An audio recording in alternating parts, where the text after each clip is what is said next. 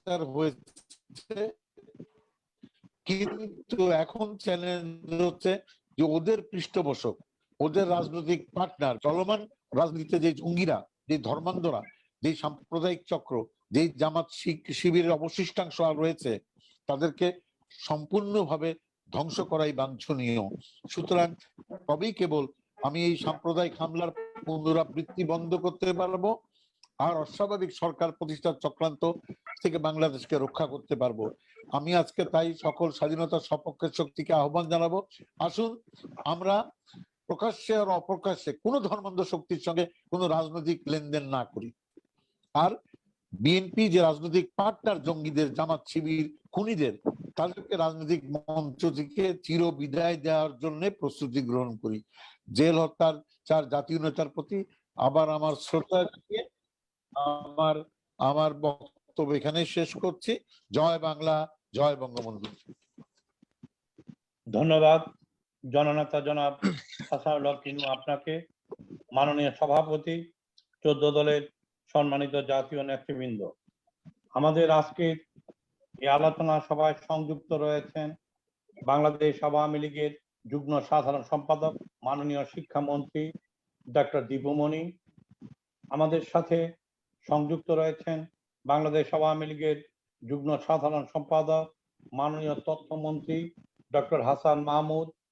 সংযুক্ত রয়েছেন ওয়ার্কার্স পার্টির সভাপতি কমরেড রাশেদ খান মেনন, তরিকত ফেডারেশনের চেয়ারম্যান নজিবুল বশর মাইজ ভান্ডারী, ন্যাশনাল আওয়ামী পার্টির সাধারণ সম্পাদক জনাব ইসমাইল হোসেন, গণতন্ত্রী পার্টির সাধারণ সম্পাদক ডক্টর শাহাদাত হোসেন, জাতীয় পার্টি জেপির সাধারণ সম্পাদক শেখ শহীদুল ইসলাম, এজাজ আহমেদ মুক্তা উপস্থিত। মানে শেখ শহীদ কি সংযুক্ত হবেন না?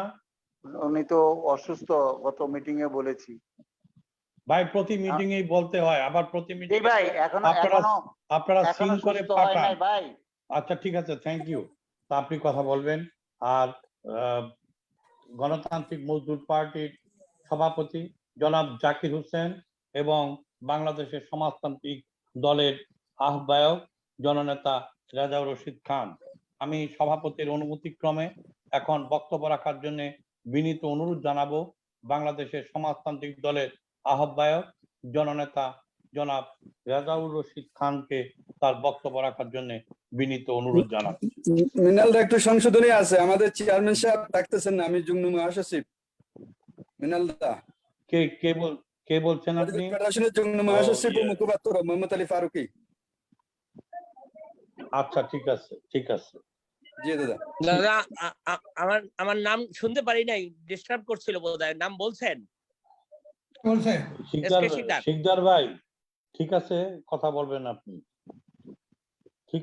ঠিক আছে, আমি কথা বলার জন্য জনাব রেজাউর রশিদ খানকে বিনীত অনুরোধ জানাচ্ছি। আমার কথা কি শোনা যাচ্ছে মিনাল দা? হ্যাঁ শোনা যাচ্ছে, বলেন আপনি।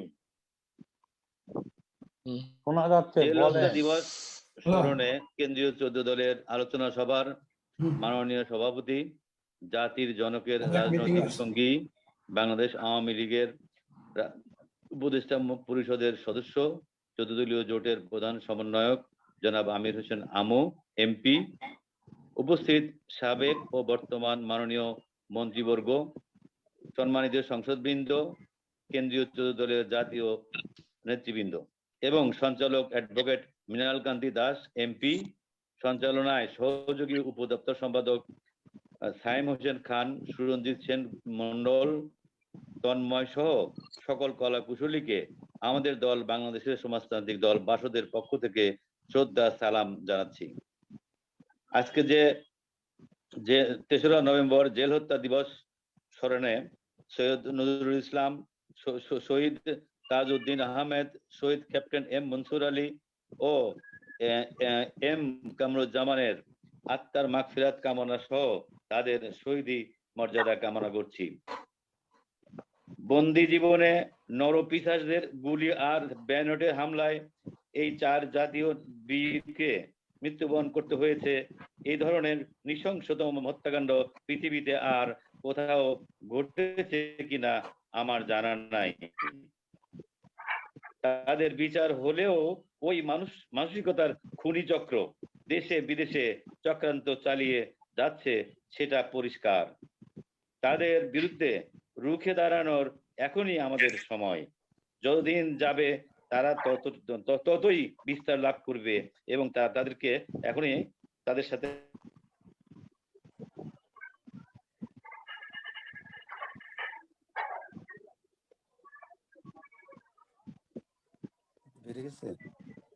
হ্যাঁ প্রবলেম হলো মনে হয়, সায়েন, কিছু যান্ত্রিক সমস্যা আছে। হ্যাঁ ঠিক আছে, হ্যাঁ, শোনা যায়। বলেন রাজা ভাই, বলেন। শোনা যাচ্ছে। জি, আমি রাজা ভাই বলছি, আমি বলেন। জি ৭৫ পরবর্তীতে ভোটার বিহীন হা না ভোটের মাধ্যমে এবং ১০১০ হা না ভোটের বাক্সে ভর্তি করে খুনি জিয়া সামরিক লেবাস ত্যাগ করে রাষ্ট্রপতি ঘোষণা দেয়। সেই রাষ্ট্রপতি হিসেবে সর্বপ্রথম গোলাপ শাহ মাজারে যে জনসভাটি করে, আমরা সৌভাগ্যক্রমে বাসদ জাসদ এবং আওয়ামী লীগের অফিসের পাশে আমাদের বাসদ অফিস ছিল, আমার থাকার সৌভাগ্য হয়েছিল। আমার পরিষ্কার মনে আছে ওই মিটিং এ মাত্র জনগণ ছিল 261 জন উপস্থিত, আর মাইক ছিল 6 থেকে 700 মাইক। ওই মিটিং এ বিসমিল্লাহির রহমানির রহিম কয়েকবার বলে পাঠ করে তারপরে সে বক্তব্যের সারাংশ শুরু করে। তার বক্তব্যের মধ্যে আমাদের মধ্যে যে প্রণোদনযোগ্য সেটি হলো, I will make politics difficult for the next generation. তারপরে সে জাকপা গঠনের ঘোষণা দেন। এরপরে আওয়ামী লীগ জাসদ বাসদ অভিযোগ সবকিছু আলোচনা চলে। বহুদলীয় গণতন্ত্রের নামে জামাত ইসলামকে সে এক বৈধতা করে, জামাতের নেতাদের দেশে প্রদান করে। অসাম্প্রদায়িক বাংলাদেশ প্রতিষ্ঠা, সংবিধানের 4 মূলনীতি গণতন্ত্র, সমাজতন্ত্র, ধর্মনিরপেক্ষতা ও জাতীয়তাবাদ বাস্তবায়নে দেশ গড়ার কারিগর হিসেবে 48, 52, 62, 63, 69, 70 সশস্ত্র মুক্তিযুদ্ধে 30 লক্ষ শহীদ, 2 লক্ষ মা বোনের সম্মানহানির বিনিময়ে বর্তমান স্বাধীন বাংলাদেশ, যার জন্ম না হলে বাংলাদেশ স্বাধীন হতে হয়তো আরো লক্ষ কোটি প্রাণ চলে যেত এবং দীর্ঘ শত্রুতাও বাড়তো। তাই বছর না যেতেই সেটাকেই তারা বাধাগ্রস্ত করার জন্য সর্বকালের শ্রেষ্ঠ বাঙালি জাতির জনক বঙ্গবন্ধু শেখ মুজিবুর রহমান কে 15ই আগস্টে সপরিবারে হত্যা করে। বঙ্গবন্ধুর ওনার যে ভাষণ ছিল, সে ভাষণের একটি অংশ উনি সবসময় বলতেন, যে ভাষণটি শোনা আছে, বলতেন, আমি একজন মানুষ, আমি বাঙালি, আমি মুসলমান, ধর্ম যার যার, রাষ্ট্র সবার। স্বাধীন বাংলাদেশের 50 বছরের মধ্যে সাম্প্রদায়িক পরাজিত শক্তি প্রতিনিয়ত তারা এই স্বাধীনতার চেতনা ও মূল 4 স্তম্ভের উপরে আঘাত হানছে। তারা আজ বসে নাই, ধর্মের সংখ্যাধিক্য প্রচার করে। রাজা ভাই প্লিজ সময়ের কথাটা একটু মনে করেন, সময়ের কথাটা একটু বিবেচনা করেন, প্লিজ বলেন। আচ্ছা, ঠিক আছে। বিভ্রান্ত করে দেশে আজকে এই সময় এই স্বাধীনতা বিরোধী আজকে সোচ্চার। এ সময়ে স্বাধীনতা পেয়েছি, এই আস্বাদনে আমরা গর্বিত এবং আমরা মনে করছি আমরা খুবই সুখে আছি, কিন্তু তা নয়। পূর্বের মিটিং এ আমি সহ সকল নেতৃবৃন্দ বলেছেন, অর্জন করা যত কঠিন, স্বাধীনতা রক্ষা করা তার চেয়েও বেশি কঠিন। বঙ্গবন্ধুর কন্যা শেখ হাসিনা দেশকে উন্নয়নের পর্যায়ে নিয়েছেন। আজ বাংলাদেশে উন্নয়নের জোয়ার অব্যাহত এবং দৃশ্যমান।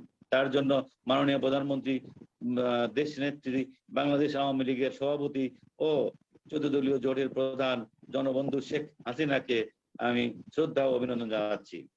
একটি বাস্তব ভিত্তিক বক্তব্য বলতেই হয় যে 14 দলের গঠনকালীন সময়ে যে চুক্তি ছিল, যে আলোচনা ছিল, বর্তমানে সেটির অনুপস্থিত দেখা যায়। বৃহত্তর দল বাংলাদেশ আওয়ামী লীগের তাদের দায়িত্ব বেশি, কর্তব্য বেশি, তাদের উপরে তাদের অবস্থানও বেশি। তাই 50 বছরের আমি 10 দলীয় জোট, 15 দলীয় জোট, 8 দলীয় জোট, 7 দলীয় জোট, 5 দলীয় জোট, পরে 9 দলীয় বামফ্রন্ট, 11 দলীয় জোট থেকে 14 দলীয় জোট গঠন করে বর্তমানে আছি। সরকারের সরকারের বাংলাদেশ আওয়ামী লীগের কয়েকজন মাননীয় সংসদ আছেন 4টি দলের, অন্যান্য দলসমূহ কোনো কাজে বা দায়িত্বের মধ্যে নাই। তার জন্য আমরা একটু ভাবার জন্য অনুরোধ রাখবো। প্রস্তাব আমরা যেটা করতে না পারি, জাতির জন্য আগামী দিন গুলো এভাবে কাটবে না। অসাম্প্রদায়িক পরিস্থিতির গোষ্ঠী জামাত ইসলাম বিএনপির অভিনব কৌশল দেশে বিদেশে ডিজিটালাইজেশনের যুগের বিপরীতে তারা ভিন্ন পন্থায় আন্দোলনের চেষ্টা করে যাচ্ছে। পরিসমাপ্তিতে ওই অসাম্প্রদায়িক বিএনপি জামাত জোট, এটা সত্য, কিন্তু এটা জিতবে না, এটা সত্য। দেশের উন্নয়ন ও জনগণকে উৎকণ্ঠায় তৈরি করতে পারবে তারা। আমাদের দৃষ্টিতে পরামর্শ রাখবো দুইটি।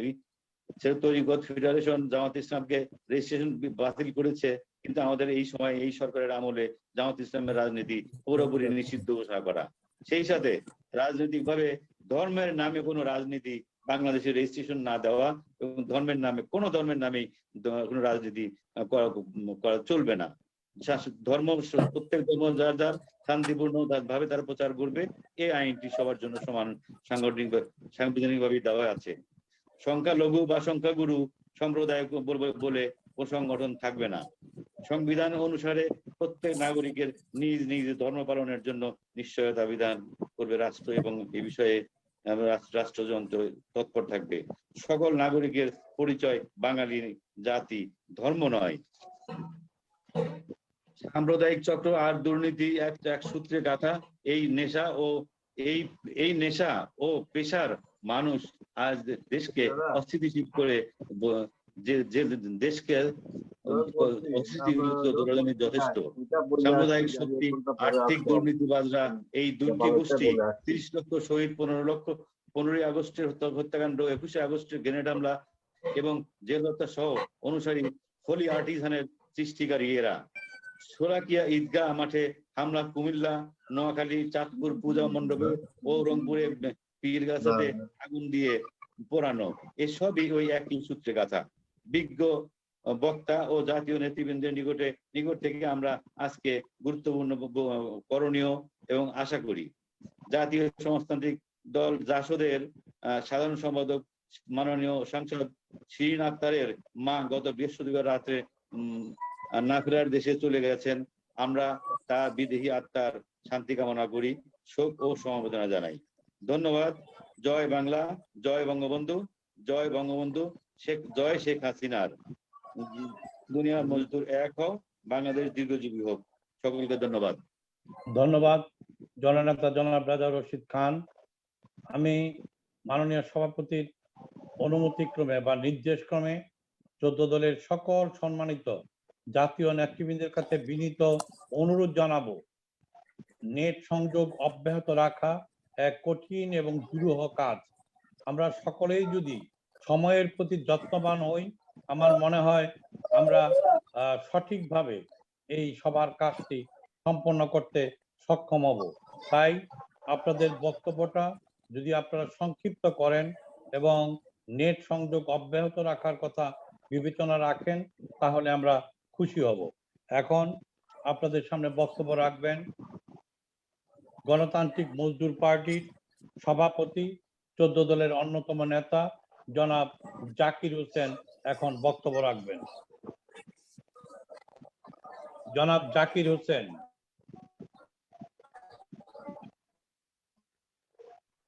জাকির ভাই কি সংযুক্ত আছেন? থাকলে কথা বলেন। হ্যালো, হ্যাঁ কথা বলেন। শোনা যায়? হ্যাঁ শোনা যায়। জাকির ভাই কথা বলেন। আজকে 3রা নভেম্বর জেল হত্যা দিবস। আমাদের বাংলাদেশের যারা সৃষ্টিতে নেতৃত্ব দিয়েছিলেন, জাতির জনক বঙ্গবন্ধু শেখ মুজিব, সৈয়দ নজরুল ইসলাম, তাজউদ্দিন আহমেদ, AK মনসুর আলী, কামরুজ্জামান, এর মূল নেতৃত্বে আমাদের এই দেশে স্বাধীনতা এসেছে। এই ষড়যন্ত্রকারী পাকিস্তান ধারার যারা ছিল, বিশেষ করে জিয়াউর রহমান এই ষড়যন্ত্রের মাধ্যমে মুস্তাকের সাথে ষড়যন্ত্র করে জাতির জনক বঙ্গবন্ধু সহ তার সপরিবারের লোকজনকে হত্যা করা হয় এবং পরবর্তী সময়ে জেল হত্যা ৩রা নভেম্বর একই চক্রে একই ষড়যন্ত্রের মাধ্যমে এই জেল হত্যা সংগঠিত করা হয়। আজকে আমি আমার পক্ষ থেকে, আমার দলের পক্ষ থেকে, গণতান্ত্রিক মজদুর পার্টির পক্ষ থেকে আমি দোয়া করব। আমি সকলকে দোয়া করার জন্য বলবো, যারা এই হত্যাকাণ্ডের শিকার হয়েছেন তাদের আল্লাহ যেন জান্নাতবাসী করেন, আল্লাহ যাতে তাদের বেহেশতবাসী করেন। আমরা অকৃতজ্ঞ বাঙালি, যারা আমাদের দেশের সৃষ্টিতে, যাদের রক্ত দিয়ে, চেষ্টা দিয়ে, শ্রম দিয়ে এই দেশের কোন মানুষকে মুক্তি করবার জন্য, এই দেশকে স্বাধীন করবার জন্য নিজে অকাতরে পরিশ্রম করে গিয়েছিলেন, তারা এই দেশের স্বাধীনতা ভোগ করতে বেশি দিন পারেননি, তাদেরকে দেওয়া হয়নি, তাদেরকে এই বাঙালিরাই হত্যা করেছে। আল্লাহ তাদের বিচার করুক। আমি আমার বক্তব্য এখানে শেষ করছি। সকলকে ধন্যবাদ। ধন্যবাদ জননেতা জনাব জাকির হোসেন আপনাকে। এখন বক্তব্য রাখার জন্য বিনীত অনুরোধ জানাবো গণ আজাদী লীগের সভাপতি 14 দলের অন্যতম নেতা অ্যাডভোকেট এস.কে. শিকদার। অ্যাডভোকেট ধন্যবাদ। এস.কে. শিকদার। ধন্যবাদ মৃণাল দা। জি, আমার বক্তব্য শুরু করছি। মান্যবর সভাপতি, বর্ষিয়ান জননেতা, বীর মুক্তিযোদ্ধা, 14 দলের সমন্বয়ক জনাব আমির হোসেন আমু এমপি, আজ আলোচনার প্রাককালে শ্রদ্ধা জানাই, স্মরণ করি জাতির জনক বঙ্গবন্ধু শেখ মুজিবুর রহমানকে সহ 15ই আগস্ট কাল রাতে সকল শহীদদের। আজ আমি করি 3রা নভেম্বর 1975-এর ইতিহাসের জঘন্যতম রাত, কঠিন বেষ্টনীর মধ্যে নিরাপদতম স্থান জেলখানায়, সেখানে হত্যা করা হলো বঙ্গবন্ধুর ঘনিষ্ঠতম সহচর শহীদ তাজউদ্দিন আহমেদ, শহীদ সৈয়দ নজরুল ইসলাম, শহীদ ক্যাপ্টেন মনসুর আলী ও শহীদ এম কামরুজ্জামানকে, যারা ছিলেন বঙ্গবন্ধুর আজীবন আন্দোলন সংগ্রামের সাথী এবং বঙ্গবন্ধুর অবর্তমানে বঙ্গবন্ধুর দিক নির্দেশনায় স্বাধীনতা সংগ্রাম পরিচালনা করেছিলেন। 15ই আগস্ট বঙ্গবন্ধুর হত্যার পর খুনিরা বঙ্গবন্ধুর অসাম্প্রদায়িক চেতনা ও আদর্শ মুছে ফেলার চেষ্টা শুরু করেন সেই নীল নকশা, যার একটি অংশই হলো 3রা নভেম্বর জেল হত্যাকাণ্ড। খুনি শাসক চক্র তখন ওই সমস্ত নেতৃবৃন্দকে মন্ত্রিত্ব সহ রাষ্ট্রীয় সকল সুযোগ সুবিধা প্রদানের প্রস্তাব করেন, কিন্তু নেতৃবৃন্দ তা প্রত্যাখ্যান করে মৃত্যুবরণ করেন। আজ আমরা গভীর শ্রদ্ধা ভরে ওই নেতৃবৃন্দের করছি।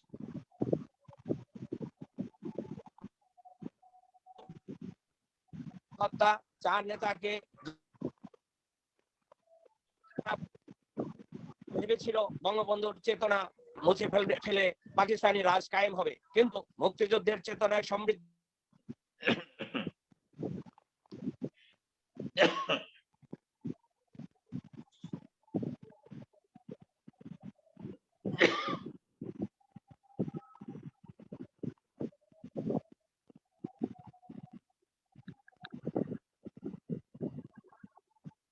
ডিস্টার্ব হচ্ছে। সায়েম,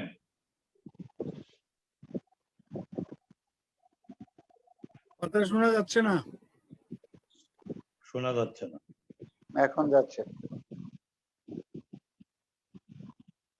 শিকদার ভাই বলেন আপনি কথা। হ্যালো, শিকদার আউট হয়ে গেল না? অ্যাডভোকেট এস কে শিকদার, আপনি কথা বলেন। বিচ্ছিন্ন হয়ে গেছে মনে হয়। আচ্ছা, ধন্যবাদ এস কে শিকদার আপনাকে। এখন বক্তব্য রাখার জন্য বিনীত অনুরোধ জানাবো জাতীয় পার্টি আসছে।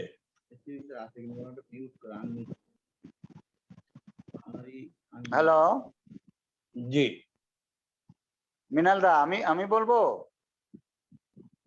হ্যালো, আসবে কি, পারবে কি শিকদার ভাই?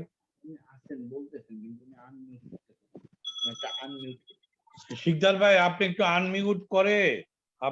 আনমিউট করে কথা বলার চেষ্টা করেন।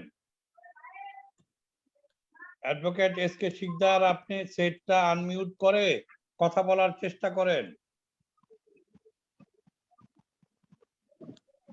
হ্যালো, শোনে না। ও আউট হয়ে গেছে নাকি? শিকদার ভাই, আপনি মনে হয় সেটটা মিউট করে বিচ্ছিন্ন হয়ে রেখেছেন। গেছে।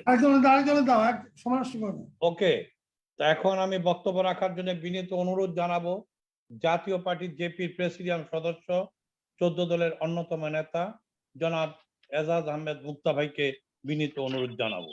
দাদা, আমি সাম্যবাদী দল থেকে মুশাহিদ আহমেদ। ওকে, আপনি বলবেন। আচ্ছা, আমি এজাজ আচ্ছা। আহমেদ মুক্তাকে কথা বলার জন্য বিনীত অনুরোধ জানাচ্ছি। ধন্যবাদ মিনাল দা। জি, আজকে 3রা নভেম্বর জেল হত্যা দিবস উদযাপন উপলক্ষে আলোচনা সভার আমার শ্রদ্ধেয় নেতা আওয়ামী লীগের উপদেষ্টা মণ্ডলীর সদস্য, সাবেক সফল মন্ত্রী, 14 দলের মুখপাত্র, আমাদের প্রিয় নেতা জনাব আমির হোসেন আমু, জাতীয় নেতৃবৃন্দ, কেন্দ্রীয় 14 দলের নেতৃবৃন্দ, আপনারা আমার সালাম গ্রহণ করুন। নভেম্বর মাস আর আগস্ট মাস, এই দুইটি মাস আসলে আমাদের হৃদয়ে রক্তক্ষরণ হয়। ওই পশ্চিমা শাসক গোষ্ঠীর প্রেতাত্মারা 15ই আগস্টে জাতির জনক সহ সপরিবারে হত্যা করেছে। 3রা নভেম্বর জেলখানায়, যেখানে মানুষের নিরাপত্তা স্থান, যেখানে রাখা হয় নিরাপদ আশ্রয়ে, সেই নিরাপদ আশ্রয়ে জেলখানায় ঢুকে আমাদের জাতীয় বীর 4 নেতাকে হত্যা করেছে নির্মম ভাবে। ওরা কারা আমাদের অজানা নয়, আমরা জানি। ওদের বিচারও হয়েছে, কিন্তু আমার প্রশ্ন হলো, যারা ওদেরকে মদদ দিয়েছে, যাদের ওদেরকে উৎসাহিত করেছে যে বঙ্গবন্ধুকে, শেখ মুজিবকে হত্যা করেছ, ওই জেলখানার 4 নেতাকে হত্যা করো, তা না হলে তোমরা বাঁচতে পারবে না, ওরা আবার রাষ্ট্রীয় ক্ষমতায় আসবে।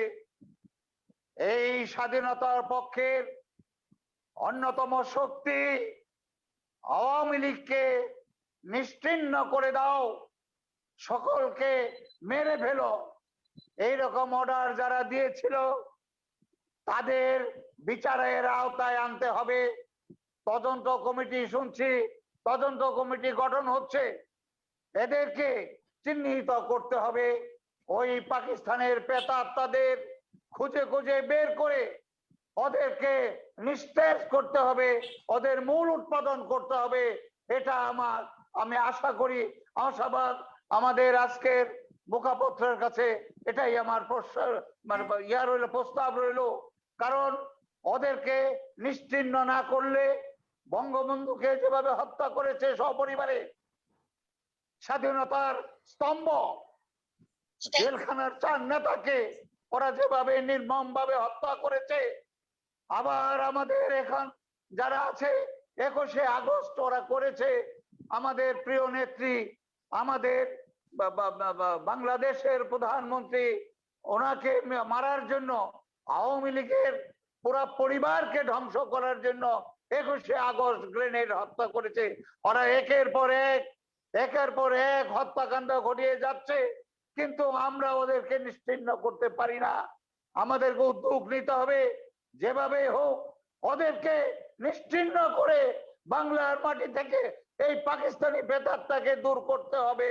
আমাদের গত কিছুদিন আগে যেভাবে সাম্প্রতিক দাঙ্গা শুরু করেছিল 14 দল, আমরা গিয়েছি নোয়াখালীতে, স্বচক্ষে দেখেছি কিভাবে ওরা নির্মম ভাবে অত্যাচার করেছে, কিভাবে পিটাইছে, পানিতে ফেলে মানুষকে হত্যা করেছে। এরা ওই একই সূত্রে গাথা ওই পাকিস্তানের প্রেতাত্মারা দূর থেকে কলকাঠি নাড়াচ্ছে। আমি মৃণালদা বলেছে সংক্ষিপ্ত করার জন্য, আমি আমার বক্তব্য সংক্ষিপ্ত করছি, কিন্তু এদেরকে কিভাবে উৎখাত করতে হবে সেই পরিকল্পনা আমাদের করতে হবে। এই আশা ব্যক্ত রেখে আপনাদের সকলকে ধন্যবাদ জানিয়ে আমি আমার বক্তব্য শেষ করছি। জয় বাংলা, জয় বঙ্গবন্ধু। ধন্যবাদ জননেতা জনাব এজাজ আহমেদ মুক্তা আপনাকে। এখন বক্তব্য রাখার জন্য বিনীত অনুরোধ জানাবো 14 দলের অন্যতম নেতা, সাম্যবাদী দলের নেতা কমরেড মোশাহেদ আহমেদকে তার বক্তব্য রাখার জন্য বিনীত অনুরোধ জানাচ্ছি। ধন্যবাদ মৃণালদা। Thank you. আজকে জেল হত্যা দিবস উপলক্ষে কেন্দ্রীয় 14 দল আয়োজিত আলোচনা সভার সংগ্রামী সভাপতি, শ্রদ্ধাভাজন সংগ্রামী জননেতা, 14 দলের সমন্বয়ক, প্রাক্তন মন্ত্রী জননেতা আমির হোসেন আমু, উপস্থিত 14 দলের কেন্দ্রীয় নেতৃবৃন্দ, জাতীয় নেতৃবৃন্দ, বাংলাদেশের সাম্যবাদী দল এমএলএ পক্ষ থেকে 3রা নভেম্বরে নিহত আমাদের জাতীয় নেতৃবৃন্দ এবং বঙ্গবন্ধুর প্রতি শ্রদ্ধা নিবেদন করছি। বাঙালি জাতিকে নেতৃত্বহীন ও পঙ্গু করে দেওয়ার জন্য 3রা নভেম্বর সেই হত্যাকাণ্ড সংঘটিত হয়েছিল। এক কথাটি বললে অত্যুক্তি হবে না যে বঙ্গবন্ধুকে হত্যার পর ঘাতক গোষ্ঠী, সেই ষড়যন্ত্রকারী স্বাধীনতা বিরোধী চক্র নিশ্চিত হতে পারে নাই যে বাংলাদেশ এর ভবিষ্যৎ কি। তাই তারা বঙ্গবন্ধুর অন্যতম সঙ্গী, রাজনৈতিক সহকর্মী, জাতীয় নেতৃবৃন্দকে হত্যার ষড়যন্ত্রের নামে এবং তা সংগঠিত করে। আমরা সেই হত্যার নিন্দা জানাই এবং তার যারা রায়ে দণ্ডিত হয়েছিলেন, অসমাপ্ত রয়েছে যাদের বিচার, তাদেরকে বিচারের আওতায় এবং মৃত্যুদণ্ড এবং অন্যান্য সাজা নিশ্চিত করার জন্য সরকারের কাছে অনুরোধ করছি। সম্মানিত নেতৃবৃন্দ, জননেত্রী শেখ হাসিনা জীবিত থাকার কারণেই, জননেত্রী শেখ হাসিনা বেঁচে থাকার কারণেই বাংলাদেশ বেঁচে গেছে। এই কথাটি বললে অত্যুক্তি হবে না।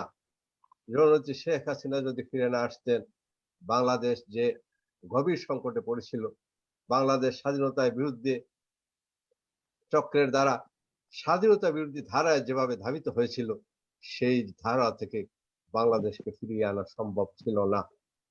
একমাত্র জননেত্রী শেখ হাসিনার নেতৃত্বেই বাংলাদেশ আজকে সঠিক ধারায় স্বাধীনতার সপক্ষের ট্র্যাকে দাঁড়িয়েছে এবং বাংলাদেশে এগিয়ে যাচ্ছে। জননেত্রী শেখ হাসিনার নেতৃত্বে ঐক্যবদ্ধ হয়ে আমরা মনে করি বাংলাদেশ এগিয়ে যাবে এবং স্বাধীনতাকে অর্থবহ যাবে। বন্ধু, সম্মানিত নেতৃবৃন্দ, তাই আগামীতে এই প্রক্রিয়া 14 দলের নেতৃত্বে যে জাতীয় ঐক্য গড়ে উঠেছে জননেত্রী শেখ হাসিনার নেতৃত্বে, সেই ঐক্যকে লৌহ শৃঙ্খল দৃঢ় করে আগামীতে আমাদের এই ঐক্যকে এগিয়ে নিতে হবে। জাতিকে ঐক্যবদ্ধ রেখে সামনের দিকে এগিয়ে যেতে হবে। বঙ্গবন্ধুর স্বপ্নকে বাস্তবায়ন করতে হবে। জাতির মুক্তিযুদ্ধের সেই চেতনাকে বাস্তবায়ন করতে হবে, অসংখ্য মুক্তিযোদ্ধা সে আকাঙ্ক্ষাকে বাস্তবায়ন করতে হবে। এই প্রত্যাশা ব্যক্ত করি আমার সংক্ষিপ্ত বক্তব্য শেষ করছি। আজকে প্রয়াত নেতৃবৃন্দের প্রতি আবারও শ্রদ্ধা নিবেদন করছি। সবাইকে ধন্যবাদ। ধন্যবাদ কমরেড মোশাহেদ আহমেদ আপনাকে। এখন বক্তব্য রাখার জন্য বিনীত অনুরোধ জানাবো তরিকত ফেডারেশনের যুগ্ম সম্পাদক মুখপাত্র মোহাম্মদ আলী ফারুকীকে তার বক্তব্য রাখার জন্য বিনীত অনুরোধ জানাবো। জনাব মোহাম্মদ আলী ফারুকী।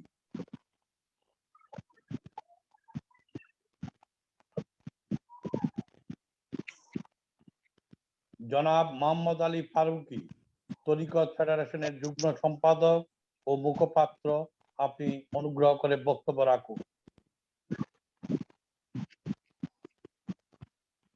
ফারুকী সাহেব কি আমাদের সাথে সংযুক্ত রয়েছেন? দেখতে পাচ্ছি সংযুক্ত রয়েছেন, তো কথা বলুন। হ্যালো হ্যালো হ্যালো হ্যালো, হ্যাঁ কথা বলেন। পাচ্ছেন? হ্যাঁ শুনতে পাচ্ছি, কথা বলেন। জি, ধন্যবাদ মৃণালদা। জি, 14 দল কর্তৃক আয়োজিত আজকের জেল হত্যা দিবসের আলোচনা সভার সম্মানিত সভাপতি, জাতীয় নেতা, জাতির জনক বঙ্গবন্ধুর সহযোদ্ধা, বর্ষীয়ান জননেতা আমির হোসেন আমু এমপি সাহেব, উপস্থিত চৌধুরী জাতীয় নেতৃবৃন্দ, আসসালামু আলাইকুম ওয়া রাহমাতুল্লাহ। শুরুতেই আজকের এই আলোচনা সভায় আমাদের দল বাংলাদেশ তরিকত ফেডারেশন এবং আমাদের চেয়ারম্যান সৈয়দ নজিবুল বাশার মেজবান্ডারি এমপির পক্ষ থেকে ধন্যবাদ জানাচ্ছি। উপস্থিত নেতৃবৃন্দ, 1975 সালের 15 আগস্ট জাতির জনক বঙ্গবন্ধু সহ সপরিবারে হত্যার পর যে ঘাতক চক্রটি ক্ষমতা দখল করে, তারা সেদিন বুঝেছিল বঙ্গবন্ধুকে হত্যা করলেও বঙ্গবন্ধুর যে আদর্শ, বঙ্গবন্ধুর সোনার বাংলার যে সেটাকে তারা ধ্বংস করতে পারবে না। তাই তারা ইতিহাসের একটি ঘৃণ্য অধ্যায় রচনা করলো 75-এর 3রা নভেম্বর।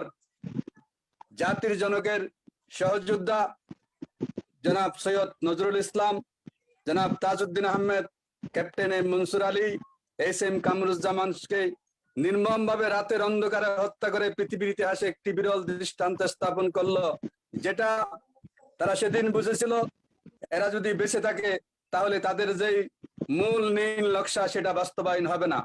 তাই তাদের এই সমস্ত হত্যাকাণ্ডকে আমরা তীব্র নিন্দা ও ঘৃণা জানাই। পাশাপাশি আজকে স্বাধীনতার 50 বছর আমরা পূর্তি করছি। আমাদের মাননীয় নেত্রী, মাননীয় প্রধানমন্ত্রী জননেত্রী শেখ হাসিনার নেতৃত্বে দেশ এগিয়ে যাচ্ছে। দেশ আজকে উন্নয়নের রোল মডেল হচ্ছে, দেশে বিদেশে আজকে বাংলাদেশ প্রশংসিত হচ্ছে। কিন্তু অত্যন্ত দুঃখের বিষয়, আমরা দেখেছি 1975 সালে জাতির জনককে হত্যার পর যারা ক্ষমতা দখল করেছিল, বহুদলীয় গণতন্ত্রের নামে বঙ্গবন্ধুর সময়ে নিষিদ্ধ ঘোষিত যারা ইসলাম গেল বলে এদেশের মা বোনদের ইজ্জত লুণ্ঠন করেছে, এদেশের 30 লক্ষ শহীদের রক্ত দিয়েছে, যে স্বাধীনতার পরবর্তী 75-এর পরবর্তী তাদেরকে তথাকথিত বহুদলীয় গণতন্ত্রের নামে তাদেরকে রাজনীতিতে পুনর্বাসিত করেছে। কিন্তু আমরা এইটা কথাটা এই জন্যই বলছি, গত 9 সালে তাদেরকে রাজনৈতিক দল হিসেবে নিবন্ধন দিয়েছে বাংলাদেশ তরিকত ফেডারেশন। মহামান্য হাইকোর্টে রিট করে তাদের নিবন্ধন মহামান্য হাইকোর্ট বাতিল করেছে, কিন্তু এখনো মহামান্য সুপ্রিম কোর্টে সেটা ঝুলন্ত অবস্থায় রয়েছে। তাই আমি বলতে চাই, আমরা মাদের নেত্রী জননেত্রী শেখ হাসিনার নেতৃত্বে দেশের যে উন্নয়ন অগ্রযাত্রা, দেশের সার্বভৌমত্ব রক্ষার জন্য এই দলকে অবিলম্বে নিষিদ্ধ করতে হবে। রাষ্ট্রীয় নির্বাহী আদেশের মাধ্যমে তাদের নিষিদ্ধ করা সম্ভব, নচেত আমাদের জননেত্রী শেখ হাসিনার নেতৃত্বে যে উন্নয়ন অগ্রযাত্রা, এই উন্নয়ন অগ্রযাত্রা অব্যাহত থাকবে না। তাই উন্নয়ন অগ্রযাত্রা অব্যাহত থাকার জন্য তাদেরকে নিষিদ্ধ করতে হবে। পাশাপাশি 14 দলের কার্যক্রমকে আরো সক্রিয় করতে হবে। গত দীর্ঘ 2 বছর যাবৎ করোনা মহামারীর কারণে আমরা অনেক ক্ষেত্রে এগোতে পারিনি। এখন করোনা মহামারী ইনশাআল্লাহ আমাদের নেত্রীর দীর্ঘ সুরক্ষিত কর্মকাণ্ডের মাধ্যমে এগিয়ে যাচ্ছে। আগামী দিনে আরো কর্মকাণ্ড এগিয়ে যাবে এই আশাবাদ ব্যক্ত করছি এবং সবাইকে আবারও ধন্যবাদ মোবারকবাদ জানিয়ে আমার সংক্ষিপ্ত বক্তব্য এখানেই শেষ করছি। আসসালামু আলাইকুম ওয়া রাহমাতুল্লাহ।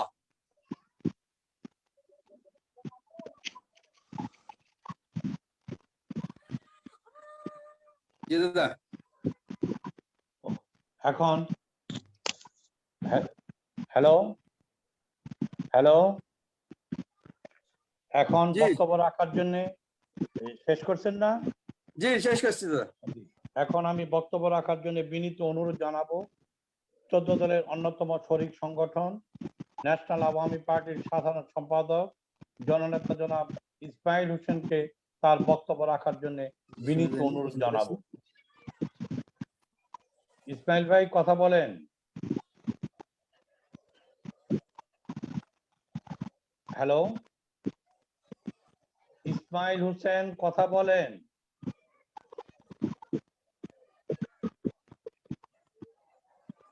ইসমাইল ভাই কথা বলেন।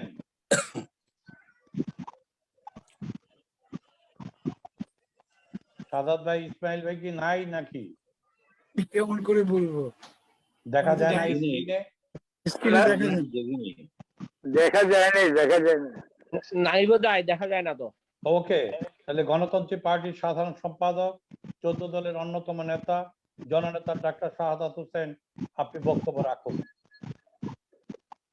14 দলের উদ্যোগে আয়োজিত জাতীয় 4 নেতার হত্যা দিবস এই 3রা মার্চ 3রা নভেম্বরকে কেন্দ্র করে এই সভা সম্মানিত সভাপতি, ইতিহাসের কালের সাক্ষী, মুক্তিযুদ্ধের অন্যতম সংগঠক, বাংলাদেশের বাঙালি জাতীয় আন্দোলনের অন্যতম ধারক জনাব ইসলামিক আওয়ামী লীগের উপদেষ্টা মণ্ডলীর সদস্য, বর্ষিয়ান জননেতা জনাব আমুর হোসেন আমু, আমাদের প্রিয় আমু ভাই, এবং উপস্থিত আছেন আরো 14 দলের বর্ষিয়ান নেতৃবৃন্দ। আমি সবাইকে আমার দলের পক্ষ থেকে শুভেচ্ছা ও ধন্যবাদ জানাই।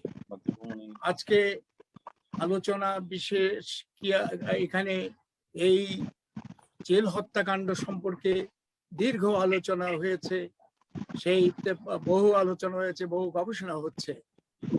আমি শুধু একটি কথা এখানে বলতে চাই যে আপনারা জানেন যে 3রা নভেম্বরের যে হত্যাকাণ্ড, এটা হচ্ছে কন্টিনিউশন অফ 15ই আগস্টের ধারাবাহিকতা। 15ই আগস্টে আমি ইতিপূর্বের অনেক মিটিং এ বলেছি, বঙ্গবন্ধু 7ই মার্চে দুটি কথা বলেছেন, এবারের সংগ্রাম মুক্তির সংগ্রাম, এবারের সংগ্রাম স্বাধীনতার সংগ্রাম।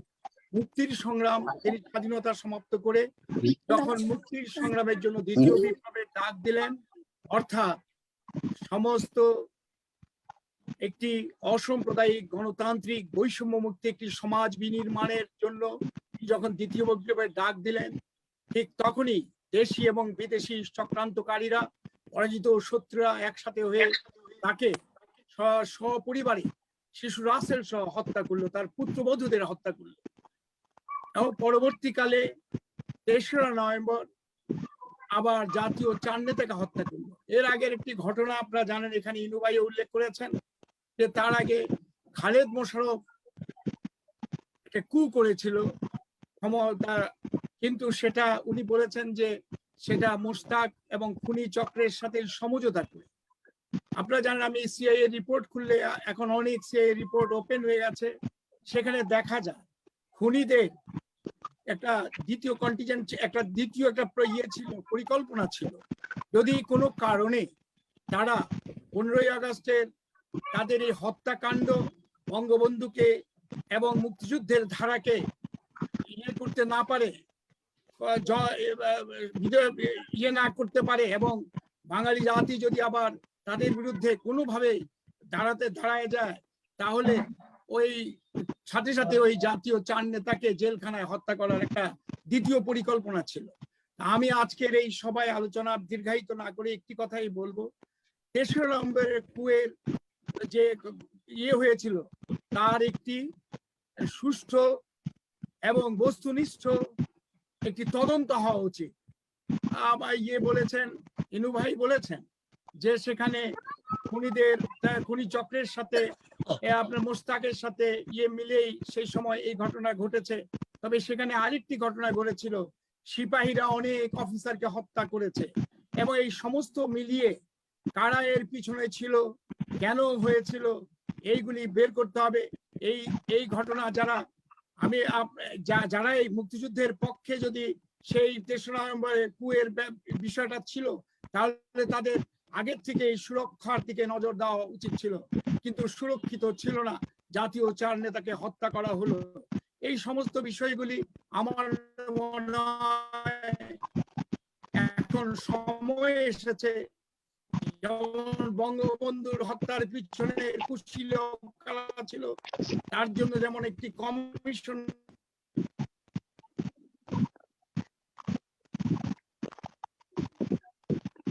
এই প্রস্তাব রেখে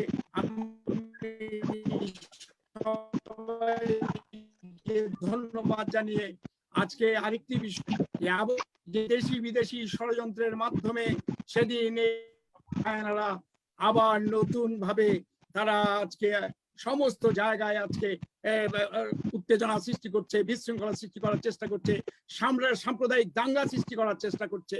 আজকে যে মুক্তিযুদ্ধের যে বাংলাদেশ, অসাম্প্রদায়িক যে বাংলাদেশ, সেই বাংলাদেশে আজকে ধর্মের নামে যারা আজকে দাঙ্গাবাজি করার উস্কানি দিচ্ছে, তাদেরকেও চিহ্নিত করা দরকার, এবং সরকারকে এইভাবে অত্যন্ত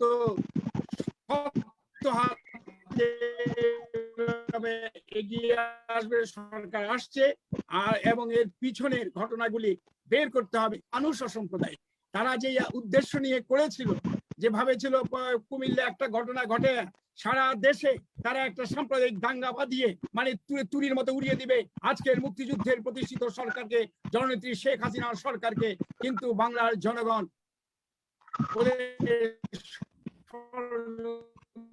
বুঝতে পেরেছিল মাত্র 32,000 মণ্ডপের মধ্যে মাত্র 50-60 কেবল 150 হয়েছে, বিসর্জন হয়েছে।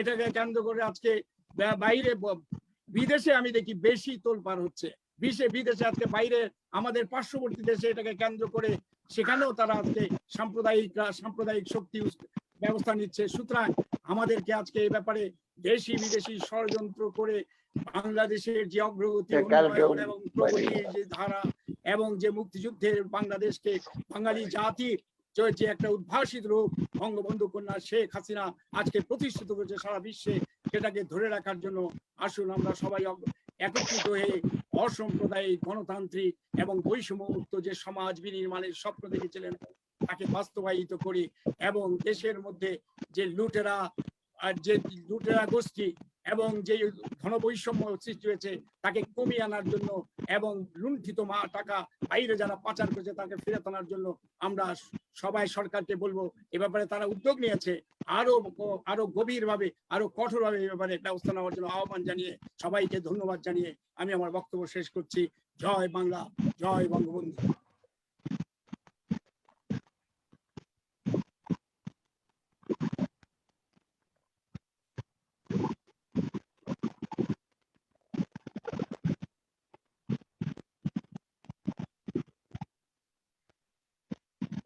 শোনা যাচ্ছে না। সাউন্ডে প্রবলেম দিচ্ছে, শোনা যায় না।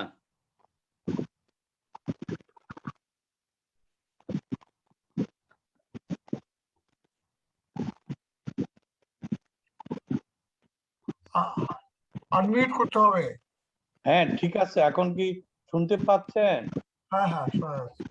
জি, তো 14 দলের বেশ কয়েকজন নেতা আমাদের সাথে সংযুক্ত হওয়ার আগ্রহ প্রকাশ করলেও হয়তো কারিগরি ত্রুটি অথবা ব্যস্ততার কারণে এখনো সংযুক্ত হতে পারেননি।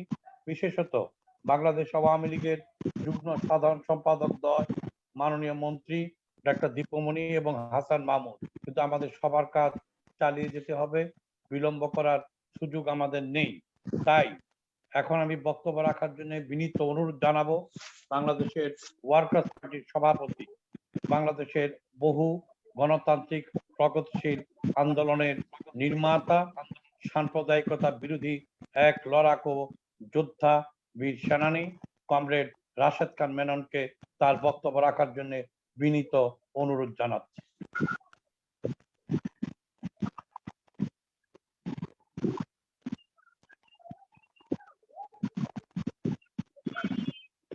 মেনন ভাই কথা বলেন।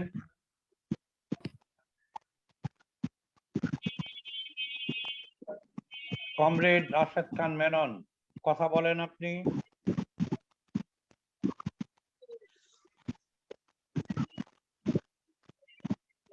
সাউন্ড খুব আস্তে হচ্ছে। মেনন ভাই কথা বলেন। শোনা যায় না। মেনন ভাই কি সংযুক্ত আছে না?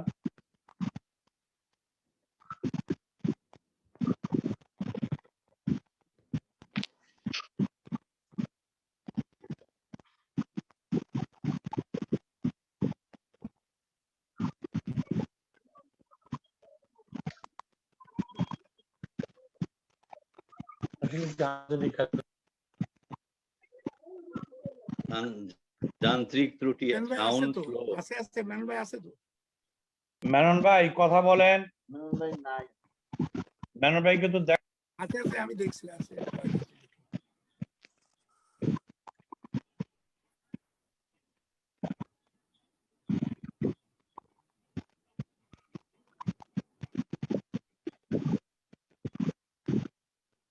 এবং হাসান মাহমুদ নাই। মেনন ভাই কথা বলেন।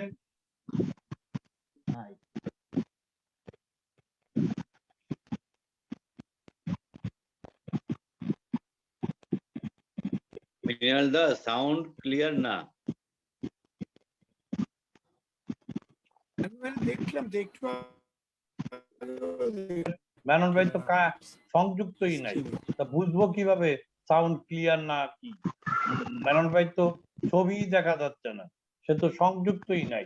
সাউন্ড তো আরেক প্রবলেম। মেনন ভাই ছিল আমার মনে হয়, এখন দীর্ঘ সময় তো ছিল মেনন ভাই। জি মেনন ভাই ছিল। যুক্ত ছিল।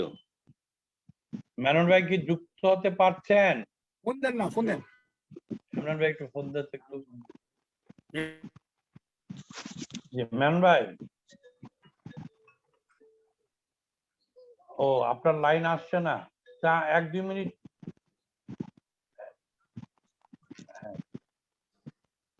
আচ্ছা,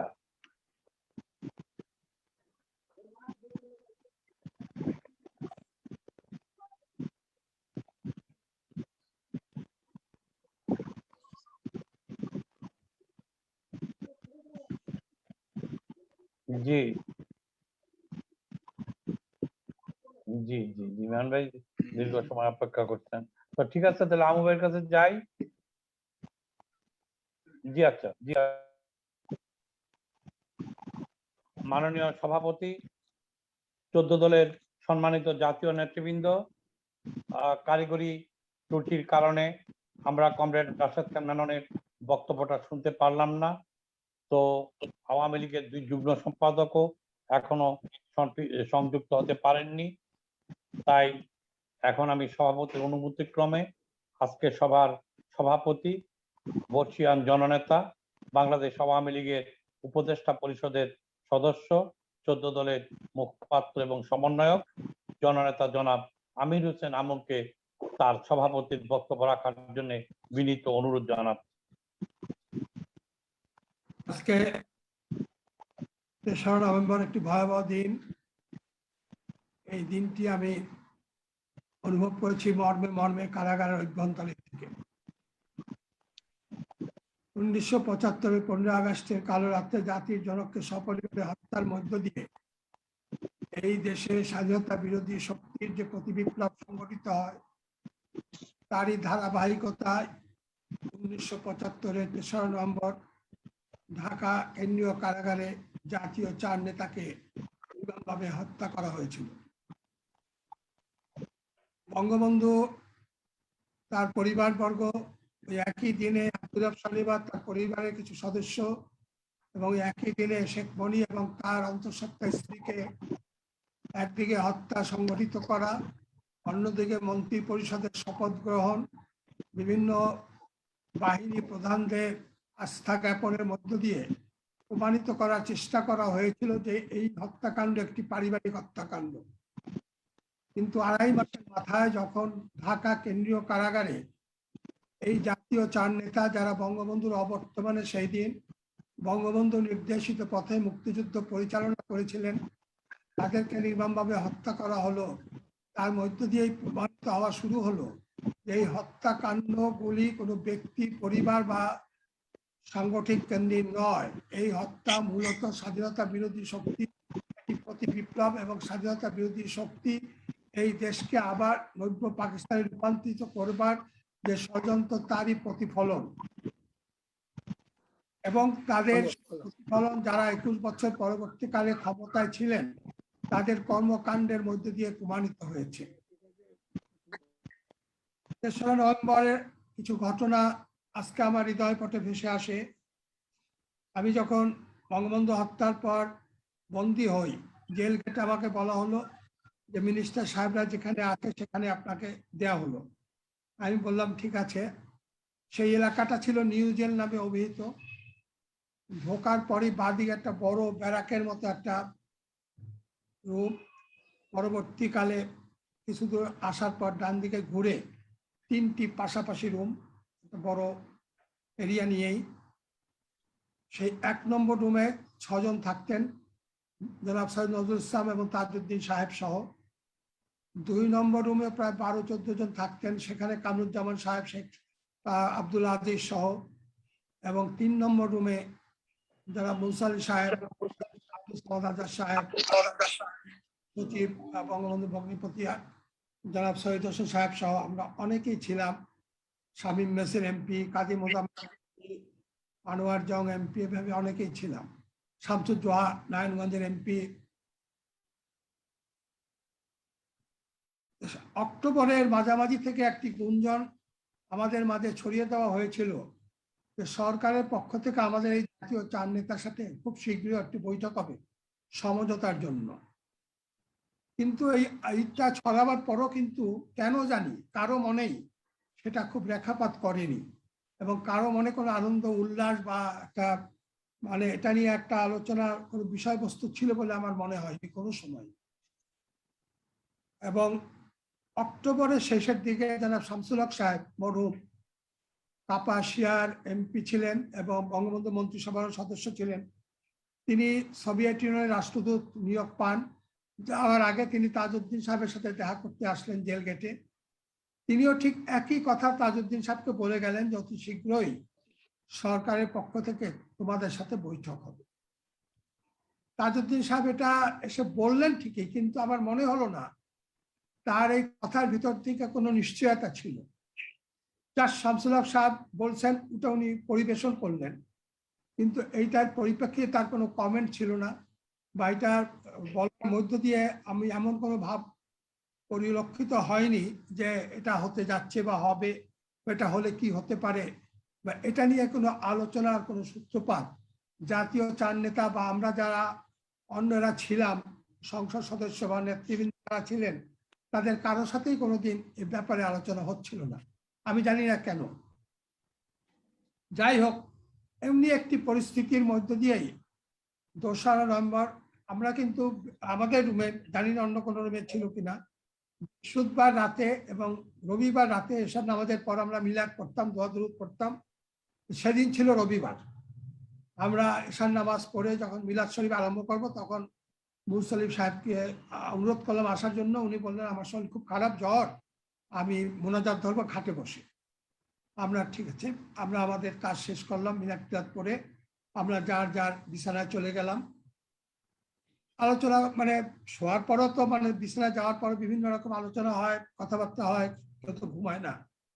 হঠাৎ করে রাত্র আমার মনে হয় 1:45 কি 2টার দিকে, তার কারণ ফায়ারটা হয়েছিল 2:20 এটা পরিষ্কার, ব্রাশ ফায়ারটা, প্রথম ব্রাশ ফায়ার।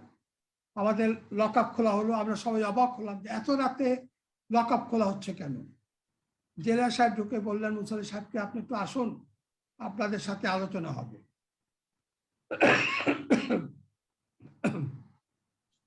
মুসলিম সাহেব বললেন এত রাতে আবার কিসের আলোচনা, কালকে সকালে করলে হয় না? বললেন না, খুব জরুরি বৈঠক, আসেন। মুনসালিম সাহেব নেমে চলে গেলেন। ওনার পরনে পাঞ্জাবি লুঙ্গি এবং হাতে তসবি ছিল, মাথায় টুপিও ছিল। উনি চলে যাওয়ার পর ওই যে 1 নম্বর রুমে যে 6 জন ছিলেন তার ভিতর থেকে 2 জনকে আমাদের রুমে দেওয়া হলো। 2 নম্বর রুম থেকে কামরুজ্জামান সাহেবকে এই কথা বলে নিয়ে নেওয়া হলো এবং ওখানেও 2 জন দেওয়া হলো এবং তাজউদ্দিন সাহেব, নজরুল সাহেব, মুনসুর সাহেব, কামরুজ্জামানকে পাশাপাশি বসানো হলো। ওই রুমে নিয়ে বলা হলো যে আলোচনা হবে, উনি আসছেন। এই কথা বলে হঠাৎ করে ব্রাশ ফায়ার করা হলো এবং ওরা লুটিয়ে পড়ে গেল। কিন্তু পরবর্তীকালে এই ফার্স্ট যে ব্রাশ ফায়ার আমরা শুনলাম এটা ছিল 2টা 20 মিনিট রাত। পরবর্তী 15-20 মিনিট পরে আবার একবার ব্রাশ ফায়ারের শব্দ হলো। আমরা তখন বুঝতে পারিনি, পরবর্তীকালে আমরা শুনেছি যে প্রথম যে ব্রাশ ফায়ার হলো সেই ব্রাশ ফায়ারে মুনসুর সাহেব মৃত্যুবরণ করেননি। তিনি কাঁদছিলেন, গৌরন ছিলেন, শব্দ করছিলেন, পানি পানি চাচ্ছিলেন। এটা শুনে ওরা আবার ফিরে আসে এবং দ্বিতীয়বার ব্রাশ ফায়ার করে। শুধু নয়, ব্যানর দিয়ে কুচিয়ে গুছিয়ে তাদের হত্যা নিশ্চিত করেছিল, নির্মমভাবে ব্যানর কুচিয়ে। এমনিভাবে 2রা নভেম্বর রাতের ঘটনা সংঘটিত হলো এবং পরবর্তীকালে আমাদের প্রায় 1-1.5 মাসের মতো লকআপেই রাখা হতো। নিচ থেকে খাবার দিয়ে যাওয়া হতো, আমাদেরকে বাইরে বের হতে দেওয়া হতো না এবং টুকটাক যারা খাবার নিয়ে আসতো তাদের কাছ থেকে মাঝে মাঝে কিছু কথা যারা বলতো তাদের কাছ থেকে এই কথাগুলি শোনা। পরবর্তীকালে যখন লকআপ খোলা হলো তখন বিভিন্ন আলোচনার মাধ্যমে আমরা জানতে পারলাম সেদিনকার ঘটনাবলী। কথা হলো যে এটা বক্তৃতা বা কথা নয়, আমরা যদি পর্যালোচনা করি যে হত্যাকাণ্ডগুলির পর থেকে কিভাবে সংবিধান পরিবর্তন করা হলো, জাতীয় 4 মূলনীতির পরিবর্তন করা হলো, অসাম্প্রদায়িক রাজনীতি তুলে দিয়ে সাম্প্রদায়িকতার রাজনীতি প্রবেশ ঘটানো হলো, গোলাম আজমের নাগরিকত্ব না থাকার পর তাকে দেশে এসে রাজনীতি করার সুযোগ করে দেওয়া হলো, বাংলাদেশ বেতারের নাম পরিবর্তন করে রেডিও পাকিস্তানের মতো রেডিও বাংলাদেশ করা হলো এবং রাষ্ট্রীয় ধর্ম ইসলাম, বিসমিল্লাহির রহমানির রহিম প্রভৃতি সব কিছু করার মধ্য দিয়ে। এবং ওই সময় এই 3রা নভেম্বর পরপরই কিন্তু তখনকার যে এয়ার ফোর্স চিফ ছিলেন তোয়াব, সে তোয়াবের নেতৃত্বে একটি সিরাত সম্মেলন হয়েছিল সরওয়ার্দী উদ্যানে। অর্থাৎ তখন থেকেই তাদের পৃষ্ঠপোষকতার মধ্য দিয়ে এই দেশের সাম্প্রদায়িকতার উন্মেষ ঘটানো হয়েছিল এবং এর মধ্যে দিয়েই আমরা যেটা মুক্তিযুদ্ধ চলাকালীন অবস্থায় মোস্তাকের পক্ষ থেকে একটি সূক্ষ্ম চাল চালা হয়েছিল। যেহেতু তখনকার যারা শরণার্থী ছিলেন, যারা মুক্তিযোদ্ধা ছিলেন, তারা বঙ্গবন্ধুর প্রতি এতখানি অন্ধ ছিলেন, সেই অন্ধত্বটা কাজে লাগাবার তারা চেষ্টা করেছিল। তার কারণ যখন বিভিন্ন দেশের সিনেট মেম্বাররা, কংগ্রেসম্যানরা বা পার্লামেন্ট মেম্বাররা আসতেন, তারা যখন শরণার্থী শিবিরে যেতেন এবং জিজ্ঞাসা করতেন দেশ স্বাধীন হলে তোমরা ফিরে যাবে কিনা, তাদের উত্তর ছিল বঙ্গবন্ধু ফিরে আসলে যাব, না না। সুতরাং এই যে অবস্থাটা, এটাকে কাজে নেওয়ার জন্য একটা সূক্ষ্ম চাল চালা হয়েছিল ওই সময়, যে তোমরা বঙ্গবন্ধুকে চাও না স্বাধীনতা চাও, অর্থাৎ বঙ্গবন্ধুকে যদি চাও তাহলে স্বাধীনতা পাবে না, এই একটা ভাবধারা সৃষ্টি করবার অপচেষ্টা করা হয়েছিল, যেটা আমরা কাউন্টার করেছিলাম যে বঙ্গবন্ধু এবং স্বাধীনতা এক এবং অভিন্ন। স্বাধীনতা পেলেই বঙ্গবন্ধুকে পাওয়া যাবে, স্বাধীনতা না পেলে বঙ্গবন্ধুকে পাওয়া যাবে না। এইটাই ছিল আমাদের মূল বক্তব্য এবং সেইটাই এস্টাবলিশ করা হয়েছিল। সেই যে ধারা একটা কনফেডারেশন করবার পাকিস্তানিদের সাথে, সেইটারই একটি প্রতিফলন ঘটেছিল এই হত্যাকাণ্ডগুলির মধ্য দিয়ে এবং এই হত্যাকাণ্ডের মূল উদ্দেশ্য সেটাই ছিল, যেটা পরবর্তীকালে রাষ্ট্রপ্রধান যারা ছিলেন, যারা রাষ্ট্র পরিচালনা করেছেন 21 বছর, তারা সেই ধারাকে এগিয়ে নিয়ে যাওয়ার চেষ্টা করেছিল। কিন্তু আমাদের দেশের গণতান্ত্রিক প্রগতিশীল শক্তি, মুক্তিযুদ্ধের চেতনা শক্তির বিভিন্ন সময় আমরা প্রথমে 9 দলীয় জোট করেছিলাম, পরবর্তীকালে 15 দলীয় জোট, আবার 14 দলীয় জোট, এমনিভাবে বিভিন্ন সময় কিন্তু বঙ্গবন্ধু হত্যার পর আমরা বিভিন্ন আন্দোলন সংগ্রাম করেছি। বিশেষ করে শেখ হাসিনা দেশে আসার পর তার নেতৃত্বে 15 দল গঠন এবং ধারাবাহিকভাবে আন্দোলনের মধ্য দিয়েই তাদের সেই যাত্রা ব্যাহত হয় এবং তারা থমকে দাঁড়াতে বাধ্য হয়। আজকে তারা এই সরকারগুলি যে হত্যাকাণ্ডের সাথে জড়িত তার প্রমাণ হলো এই হত্যাকারীদেরকে প্রশ্রয় দেওয়া, এই হত্যাকারীদেরকে বিদেশে চলে যাওয়ার সুযোগ করে দেওয়া এবং বঙ্গবন্ধুর হত্যাকারীদেরকে বিভিন্ন দূতাবাসে চাকরি দেওয়া, এটা ছিল একদিক। আর একদিকে যারা যুদ্ধাপরাধী, বঙ্গবন্ধুর শাসনামলে যে 11,500 যুদ্ধাপরাধী বন্দী কারাগারে ছিল, যাদের 450 লোকের কারাদণ্ড হয়েছিল বিচার হওয়ার মধ্য দিয়ে, বিভিন্ন মেয়াদে যাবজ্জীবন থেকে শুরু করে 52 জনের ফাঁসির আদেশ হয়েছিল, 7.5 বছর পর্যন্ত মিনিমাম কারাদণ্ড এই 450 লোকের ছিল 11,500-এর ভিতরে, এবং চিকন মিয়া নামে একজনের মৃত্যুদণ্ড কার্যকর করা হয়েছিল। এই 450 সহ 11,500 যুদ্ধাপরাধী বন্দীদেরকে জিয়াউর রহমান মুক্তি করে দিয়েছিল একটি কলমের খোঁচায়। এবং শুধু তাই নয়, জিয়াউর রহমানের মন্ত্রিসভার প্রথম প্রধানমন্ত্রী শাহ আজিজ, যিনি জাতিসংঘে গিয়ে পাকিস্তানের পক্ষে বক্তব্য দিয়েছিলেন, পরবর্তীকালে মশিউর রহমান থেকে শুরু করে আব্দুল আলীম থেকে শুরু করে যারা সেই দিন স্বাধীনতা বিরোধী শক্তির মূল হোতা নেতা ছিলেন, তাদের সরকার গঠন, দল গঠনের মধ্য দিয়েই তাদের এই, এবং সেইটাই কিন্তু অব্যাহত রেখেছিল বেগম খালেদা জিয়া তার 20 দলীয় জোট করার মধ্য দিয়ে এবং সরকার গঠনের মধ্যে মতিউর রহমান নিজামী মুজাহিদীদেরকে নিয়ে মন্ত্রিসভা করার মধ্য দিয়ে সেই ধারায় তিনি অব্যাহত রেখেছিলেন। এবং এই সমস্ত শহীদদেরকে পার্লামেন্ট মেম্বার করা, বঙ্গবন্ধুর হত্যাকারীদেরকে পার্লামেন্ট মেম্বার করা, বিরোধী দলের নেতা করা ইত্যাদি মধ্য দিয়ে এবং সংবিধান পরিবর্তন করে রাজনীতির ধারাকে পাকিস্তানি ধারা প্রবর্তন করার মধ্য দিয়ে তাদের এই কার্যকলাপের মধ্যে দিয়ে তারা প্রমাণ করেছেন যে 75 থেকে শুরু করে যে কার্যবলী, যে হত্যাকাণ্ডগুলি সংঘটিত হয়েছে, এগুলি কোনো নিছক ব্যক্তি, গোষ্ঠী বা পরিবার কেন্দ্রিক নয়। এই হত্যাকাণ্ডগুলি স্বাধীনতা বিরোধী শক্তি। আরেকটি কথা এখানে দেখতে হবে, বলতে হবে, সেটা হলো এইগুলি যে শুধু রাজনৈতিক নেতৃত্বের মধ্যে সীমাবদ্ধ ছিল তা নয়। আমরা যদি সামরিক বাহিনীর দিকে তাকাই তাহলে আমরা দেখব বিভিন্ন সময় কোন নামে যাদেরকে ফাঁসি দেওয়া হয়েছে, হত্যা করা হয়েছে, তারা সবাই ছিলেন sector commander, sub sector commander, মুক্তিযোদ্ধা। বিভিন্ন সময় বিভিন্নভাবে পরিকল্পনা তাদেরকে বিভিন্নভাবে যুক্ত করে দিয়ে বিভিন্ন ধারা নিয়ে তাদেরকেই হত্যা করা হয়েছে, তাদেরকেই ফাঁসি দেওয়া হয়েছে। এবং যতগুলি ঘটনা ঘটানো হয়েছে সবগুলির সাথে তাদেরকেই জড়িত করে তাদেরকেই এই সাব সেক্টর কমান্ডার, সেক্টর কমান্ডারদেরকে হত্যা করা হয়েছিল। এবং সেনাবাহিনীর ভিতরে বিভিন্ন সময় কোন নামে যে 2,500-3,000 লোককে হত্যা করা হয়েছে। আমরা যখন নিউ জেলে বন্দী ছিলাম তখন প্রতি রাত্রে এই কান্নার আওয়াজ পেতাম, দুরূদ শরীফের আওয়াজ পেতাম, লা ইলাহা ইল্লাল্লাহ পড়াশোনা পেতাম, প্রতি রাত্রেই কয়েকজন লোকের ফাঁসি হতো। এই অবস্থাটা চলছিল দীর্ঘদিন পর্যন্ত। বঙ্গবন্ধু হত্যার পর যারা সরকার, বিশেষ করে জিয়াউর রহমানের সরকার পরিচালনা যতদিন ছিল ততদিন এই অবস্থাটা বিরাজ করছিল। আজকে তাই যারা যত বড় কথাই বলুক, তারা বলে গণতন্ত্রের কথা, তারা বলে কি ভোটাধিকারের কথা। এই ভোটাধিকার গণতন্ত্র নস্যাৎ করলো কারা? আমরা দেখলাম যে হা না ভোটের মাধ্যমে থেকে শুরু করে এবং জিয়াউর রহমানের আমলে যে 1 গুন্ডা 2 গুন্ডা 2 স্টেনগানের মাধ্যমে যে ব্যালট বক্স হাইজ্যাক শুরু হলো, যে ভোট পদ্ধতি ছিনতাই করা শুরু হলো, সেই ধারাই তো তারা প্রবর্তন করেছে। এই দেশের ভোটের রাজনীতি ধ্বংসের ধারাই তো তারা প্রবর্তন করেছে। তার কারণ ছিল একটি, যে এই দেশের সংবিধানে সামরিক আইন জারি করার কোনো বিধান ছিল না।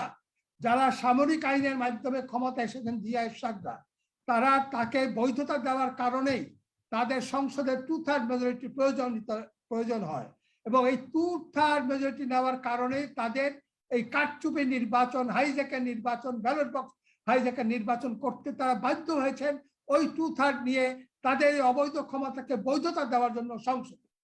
এই ধারা তারাই সৃষ্টি করেছেন তাদের স্বার্থ, তাদের সরকার রক্ষার স্বার্থ সংরক্ষণের জন্য।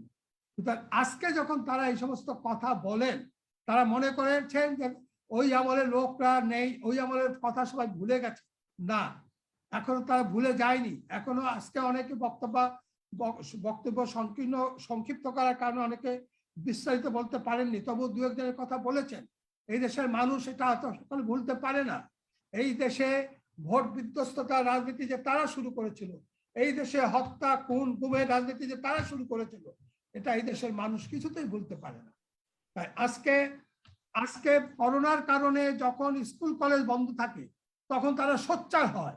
আর জিয়ার আমলে যে সেশন জট হয়েছিল ছাত্র হত্যার কারণে বারবার মেডিকেল কলেজ বন্ধ হয়ে যায়, বিশ্ববিদ্যালয় বন্ধ হয়ে যায়, কৃষি বিশ্ববিদ্যালয় বন্ধ হয়ে যায়, বছরের পর বছর সেশন জট হয়। কয়েকটি সেশন জটের কারণে ছেলেদের শিক্ষা ব্যবস্থা যে ধ্বংস হয় সেগুলি তারা ভুলে যেতে চান, সেগুলি মনে করে মানুষ ভুলে গিয়েছে। না, আজকে একটা বৈশ্বিক সারা বিশ্বব্যাপী এই যে মহামারী, তার কারণে যখন স্কুল কলেজ বন্ধ, এটা নিয়ে তারা অনেক মুখরোচক কথা বলেন, কিন্তু তাদের আমলে তাদের সহিংসতা, তাদের ছাত্র রাজনীতি টিকে রাখার জন্য তাদের হাতে অস্ত্র তুলে দিয়ে যারা বারবার মেডিকেল কলেজ, চট্টগ্রাম বিশ্ববিদ্যালয়, চট্টগ্রাম মেডিকেল কলেজ, ঢাকা বিশ্ববিদ্যালয় হানাহানি করে, স্কুল কলেজে সেশন জট করে মানুষ ছাত্রদের যে সেশন জটের মাধ্যমে যে তাদের যে জীবন নষ্ট করেছে, এই কথাটা তারা কিভাবে ভুলতে চান?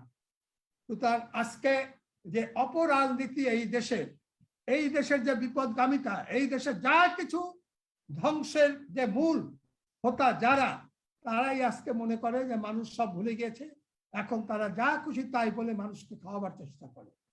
আমি আর বক্তব্য বাড়াতে চাই না, আমি শুধু বলতে চাই আজকে এই রাজনীতিগুলি আমাদের তুলে আনতে হবে, এই কথাগুলি মানুষের সামনে নিয়ে আসতে হবে যে আজকে এই অবস্থা দেশে যেটা বিরাজ করার জন্য তারা যে সৃষ্টি করেছিল এই অবস্থাটা, সেখান থেকে আমরা চাই উত্তরণ ঘটিয়ে এই পর্যায়ে এনেছি, আরো আনতে হবে। হ্যাঁ, সবকিছু আনা সম্ভব হয়নি, কিন্তু আনতে হবে। আনা সম্ভব হয়নি কারণ কি? যারা রাষ্ট্রীয় ধর্ম স্থাপন করেছেন তারা সংবিধান সংশোধন বোর্ডে ছিলেন এবং তারা ভেটো দিলেন যে না, এই মুহূর্তে রাষ্ট্রীয় ধর্ম ইসলাম এটা বাদ দেওয়া যাবে না। তার জন্য সেই 15 সংসদীয় কমিটিতে আমি ছিলাম, আমি লক্ষ্য করেছি এই সংশোধনের সময় তারা সেই দিন ভেটো দিয়েছিল, যারা এইটা প্রবর্তন করেছিল। একটি রাষ্ট্র একটি অবস্থা, রাষ্ট্রে তো কোনো ধর্ম থাকতে পারে না, ধর্ম মানুষের, সেই রাষ্ট্রকে রাষ্ট্রীয় ধর্ম বানানো হয়। পৃথিবীর কোন দেশে আছে রাষ্ট্রীয় ধর্ম ইসলাম? কোন ইসলামিক রাষ্ট্রে আছে রাষ্ট্রীয় ধর্ম ইসলাম?